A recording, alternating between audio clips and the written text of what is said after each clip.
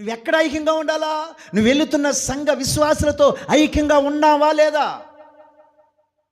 నీ ఇంట్లో నువ్వు ఐక్యంగా ఉన్నావా లేదా? నీ అన్నదమ్ముడితో ఐక్యంగా ఉన్నావా లేదా? నీ అక్క చెల్లెలతో ఐక్యంగా ఉన్నావా లేదా? నీ స్థానిక సంఘంలో ఉన్న సేవకుడితో ఐక్యంగా ఉన్నావా లేదా?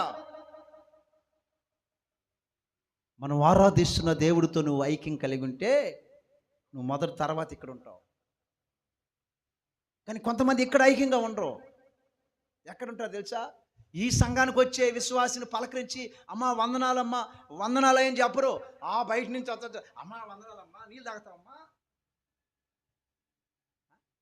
కొంతమంది ఇలా ఉంటారు. నేను చాలా మందిని గమనిస్తుంటా. నీ స్థానిక సంఘంలో ఉన్న సేవకుని గౌరవించు, ఆ సేవకుడికి మర్యాదించు.